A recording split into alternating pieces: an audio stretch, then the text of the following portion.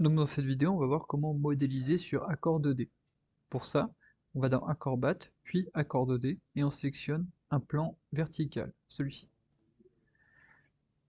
Dans ce plan vertical, on va inscrire un nombre de points de données. Et pour ça, on va se référencer par rapport à ce qu'on va avoir ici en 2D. En fait, j'ai tracé les axes neutres de mes pièces, c'est-à-dire le centre de chacune des pièces, sans leur section.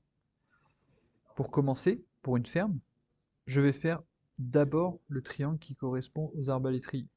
Et puis ensuite, je vais dessiner toutes les autres pièces. Ce triangle, par exemple, si je pars de ce point-là, juste ici, je vois que sa coordonnée suivant l'axe des x, qui est l'axe horizontal, elle est de 0, c'est le point d'origine. En revanche, suivant l'axe des y, on commence à 675 mm. Ça, je peux tout de suite le rentrer ici, en ligne droite. Mon origine, je suis bien en x à 0 et en y à 0,675. Entrée. C'est bon, ça l'a pris en compte. Maintenant, je vais aller jusqu'à mon fêtage et je vais jusqu'à ce point-là. Ce point-là, il est en y égale 3635,4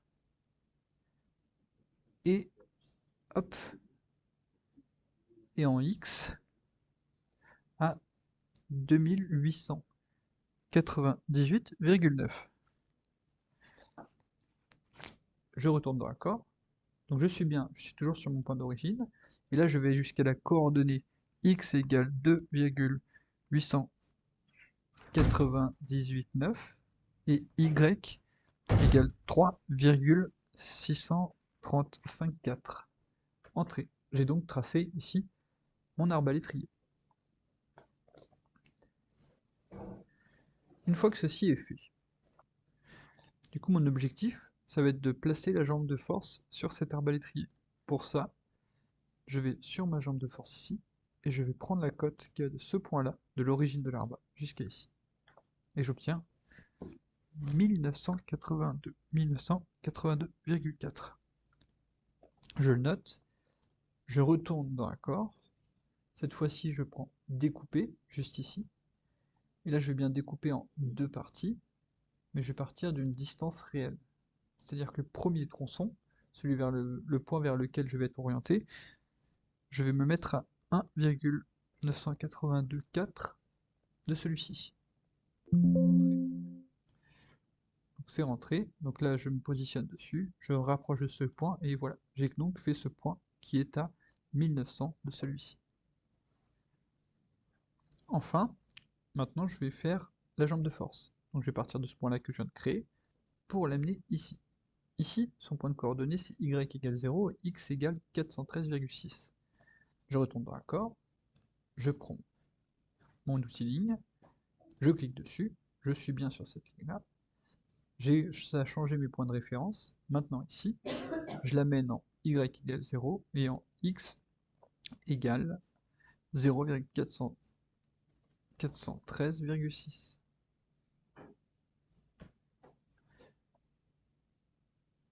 Non, j'ai fait une erreur.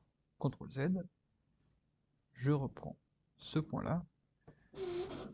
Je vais donc faire autrement, c'est-à-dire que je pars de ce point-là et je vais faire un déplacement horizontal de 973 et un déplacement vertical qui est déjà noté de 2076,8. Là, je retourne dans Accord, je reprends bien cet outil-là, je clique ici, et donc ici, en X, je suis à moins 973 et en moins 0,973 et en Y, je suis à moins parce que je redescends, 2,076. Entrée. Donc j'ai bien fait ma jambe de force.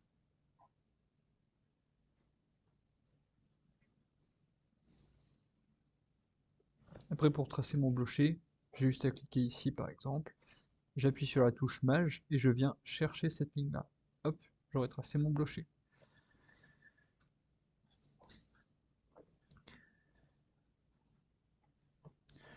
Ensuite, on peut faire une symétrie de tout ça, et pour faire une symétrie, je vais dans cet outil qui est translation symétrie, je vais dans symétrie, je sélectionne,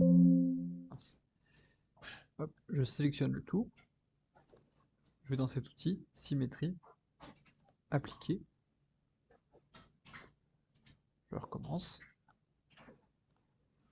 symétrie, je sélectionne par rapport à ce point, et là on peut le faire comme ça manuellement, là j'appuie sur Maj, et hop, j'ai quelque chose de droit, clac, j'ai donc ma copie en symétrie.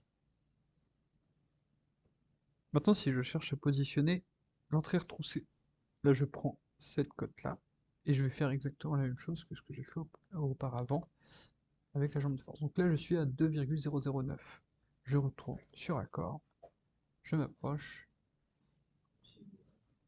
je vais dans découper, 2,009, je clique sur ce point-là, j'arrive ici, et c'est très bien. Maintenant je fais ma ligne, hop, mince. Je fais ma ligne, Maj, ça me permet de rester horizontal, et je vais chercher celle-ci. Voilà. Même ici, j'appuie sur Maj, et je vais chercher celle-ci. Maintenant, si je veux tracer ce lien ici, là je vois que j'ai un décalage, donc il va falloir que je crée ce point. Ce point, vous commencez par avoir l'habitude, c'est-à-dire que je prends la verticale ici, hop, je suis à 41,2, et puis je suis à 996 ici. Et bien on va les tracer, on va couper. Le premier c'est à 0,041. Entrée, mince, entrée, voilà, ici. Et le deuxième c'est 0,996. C'est ici. Maintenant, ces deux points, je peux les relier, comme ceci. Et je peux continuer partant de ce point-là. Je glisse le long jusqu'à croiser. C'est non pas le point milieu que je cherche.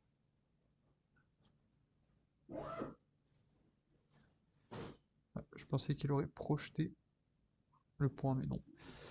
Du coup, je vais refaire une division. Distance réelle 1, clac. 1, c'est l'arrondi de 0,996. Et voilà. Donc j'ai à peu près, je ne vais pas rentrer trop dans le détail, j'ai à peu près ce que vous voyez ici. Maintenant, il s'agit, on a juste à suivre comme ça le déroulé. Il s'agit de regarder les repères, ça y a pas de souci. Le fond, on va pas trop s'attarder là-dessus. Le coupé soudé, on n'en a pas besoin pour le moment. Le matériau là, le premier on le laisse. Le deuxième, il s'agit de définir quel matériau on a. Ici on est sur du chêne, donc je peux balancer dans feuillu, D30. Classe de service, on est bien en classe de service 2.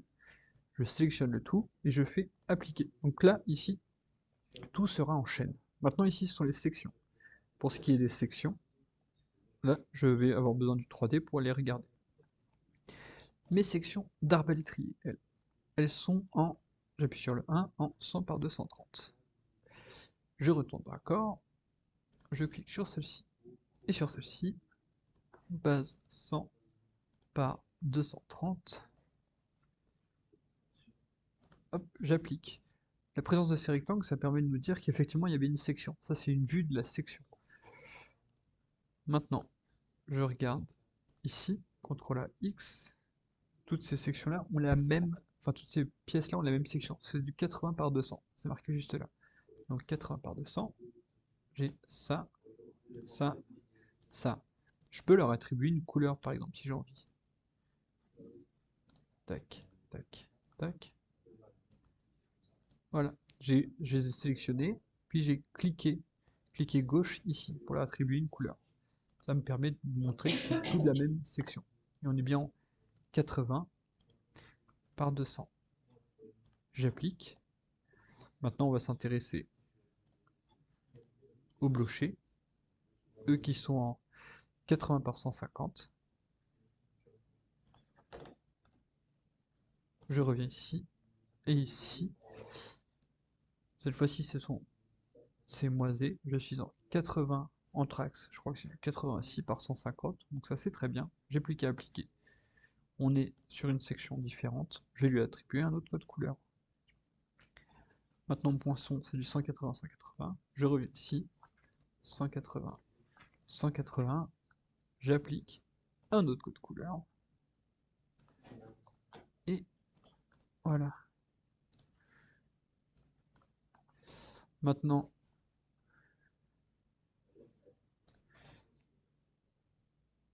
ces pièces-là, on est en 80 par 100.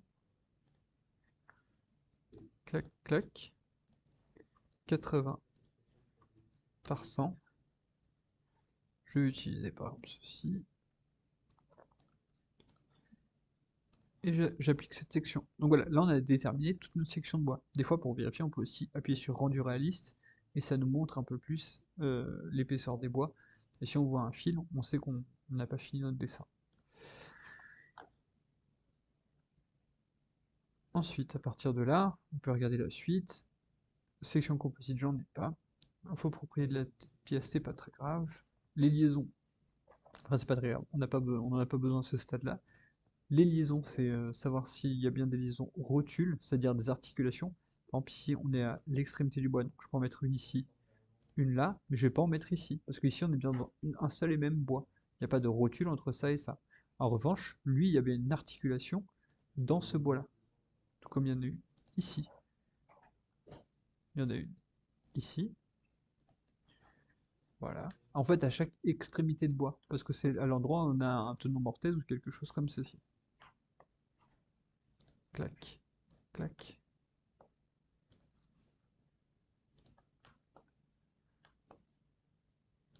Et je vais en glisser comme ça à chacun des endroits où je vois une liaison, une articulation. J'espère que j'en ai pas oublié. Voilà. Maintenant, on va s'intéresser à mes appuis. Donc les appuis, moi je vais définir que ici j'ai des appuis articulés. Oui, je vais mettre mes articulations où?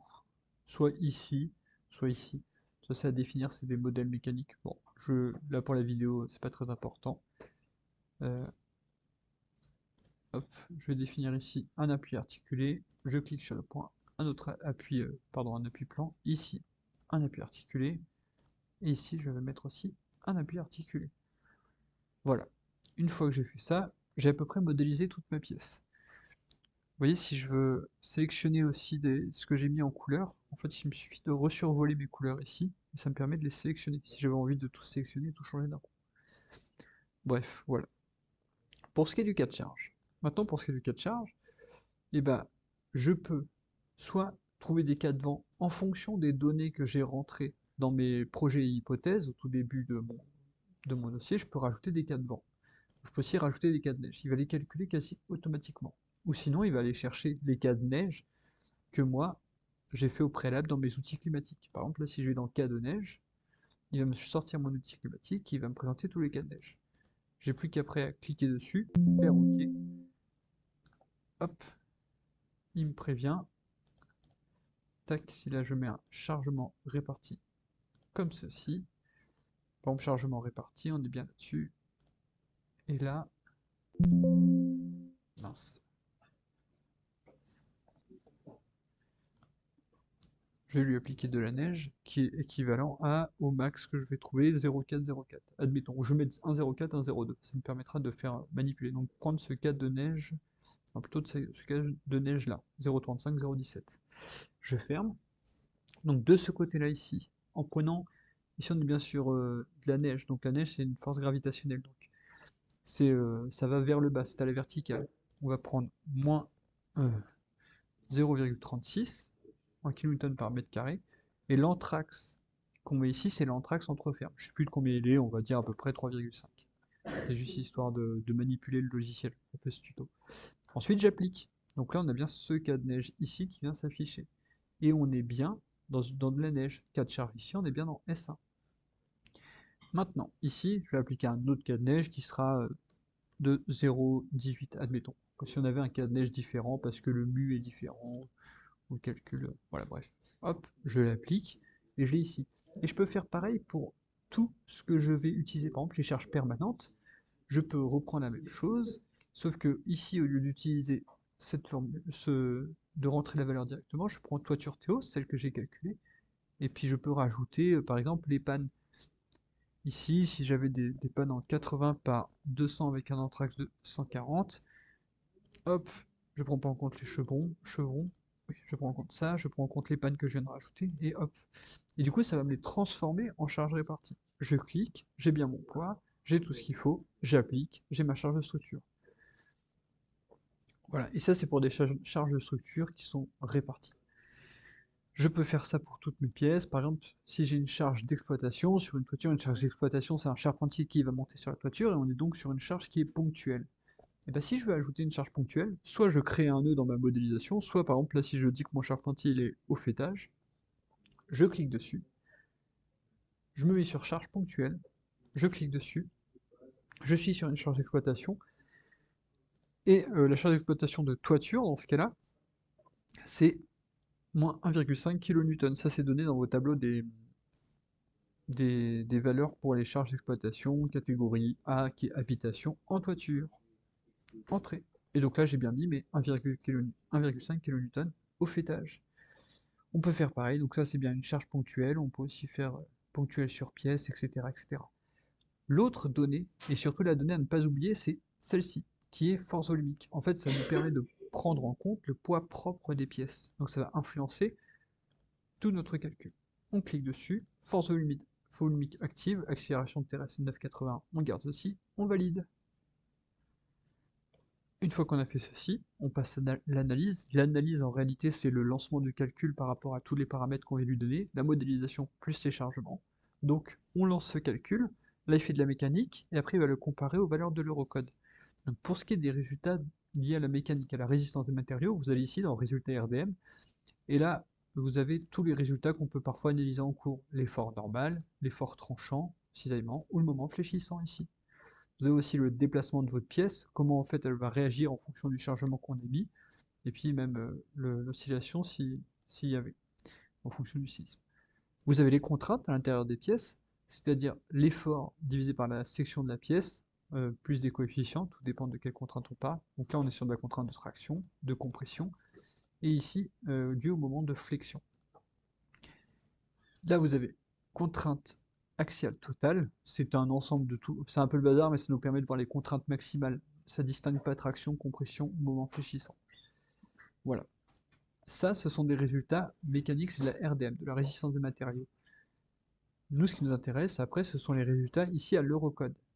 Donc, à l'Eurocode, on va regarder le taux de travail en flexion, et en fait, c'est très bien cette manière de faire, parce que ça nous montre le taux de travail en flexion, mais ça ne nous explique pas forcément quel taux de travail amène à 30%. Mais nous, très rapidement, visuellement, on voit qu'il n'y a aucun taux de travail ici qui dépasse les 100%. Donc ça, c'est rassurant, ça nous permet d'avoir un point de vue, comme ça, sur notre structure. Donc ok, là, on est safe, parce que nos taux les taux de travail, taux de travaux, je sais plus comment on dit, ne dépassent pas les 100%. On retire. Maintenant, à l'ELS, pareil, on est à 22, 23%, c'est très bien. C'est-à-dire que la déformation n'est pas non plus incroyable. C'est ça l'ELS, c'est la déformation. Voilà, donc là, j'ai pas trop de choses à modifier, à changer. Je peux aller dans ma note de calcul. Les assemblages, oui, j'ai survolé ceci, mais les assemblages, c'est quelque chose qu'on verra sans doute plus tard, ou je peux vous expliquer là très vite fait. Donc les assemblages ici, pour en faire un, on peut le créer. Par exemple, qu'est-ce que je vais avoir? Entre ces pièces-là et le poinçon, je vais avoir un assemblage par embrèvement. Donc c'est bois, et on est dans un embrèvement. Donc je pense que je vais avoir ici c'est type arbalétrier et poinçon. Moi je vais être plutôt du type arbalétrier entrée, 2 pièces. 3 pièces, c'est peut-être ça. Donc le centre c'est ceci. J'ai cette pièce-là et j'ai cette pièce-là. Est-ce que ça m'a fait un... Oui, voilà, c'est bon, ça me l'a pris en compte. Donc c'est un assemblage par embrèvement. Voilà, celui-ci, je peux le supprimer. Et puis je peux... Là, j'ai créé un assemblage. Je peux en créer autant que je veux en fonction des situations que j'ai. Euh, voilà, il n'y a rien de vraiment particulier pour cette partie-là. Par exemple, ici, j'ai un assemblage direct par boulonnage. Donc je vais prendre cette pièce-là. Là, je vois le petit dessin qui me montre les pièces qui sont moisantes. Je clique dessus. La pièce moisée, je clique ici. Voilà, je l'ai créé. Je peux refaire la même chose, par exemple, pour ce qui se passe au niveau de la lampe de force, et elle me dit que l'angle n'est pas le bon. Ouais. Bon, des fois, ça nécessiterait une analyse plus fine. Des fois, ça peut être facile à corriger. Tout ça. Mais bon, bref. Voilà, donc là, j'ai créé des assemblages, et il suffit de se balader là-dedans, d'en créer d'autres. Je vais pas aller très loin, parce que là, on est en première année, et que faut aussi un peu comprendre ce que vous faites. L'idée ici, hein, je le répète, c'est de modéliser et de manipuler le logiciel. Mais pour ce qui est de la compréhension de tout ce que vous voyez devant vous, là, et ben ça, on le verra plus en deuxième année. Mais en tout cas, on peut tout modifier les assemblages. Là, je suis en train de me balader dedans assez facilement. Voilà, donc je reviens sur ma modélisation 2D. J'ai fait mes petits assemblages, j'ai fait ma modélisation. Maintenant, je peux aussi aller dans ma note de calcul. Ma note de calcul, je lui ai dit tout ce que je veux voir apparaître ici sur le côté. Tout ce qui m'intéresse. Nous, d'ailleurs, l'Eurocode 3 ne nous intéresse pas forcément, mais tout ce qui est ici, ça peut nous intéresser. Enfin, même ça nous intéresse. Je l'intègre, je lui dis de générer ma note de calcul. Je peux l'exporter en PDF ou sur Word. Et puis, je peux aussi la regarder. Il y a des notions qui peuvent forcément nous intéresser. Et en fait, très rapidement, ce qu'on peut faire, c'est juste regarder et qu'il n'y ait pas de rouge. C'est tout bête, mais si on était au-delà des 100%, il y aurait du rouge qui apparaîtrait, et on verrait qu'on a on aurait un taux de travail qui serait déconnant, qui, euh, qui nous obligerait à modifier une section. Là, on n'en a pas, et voilà. Donc, par rapport à ce qu'on fait en première année, ici, on est juste sur de la coordonnée, propriété des pièces, c'est tout. Donc là, vous voyez les sections, quand il y a 2R, c'est que c'est des sections qui sont moisantes.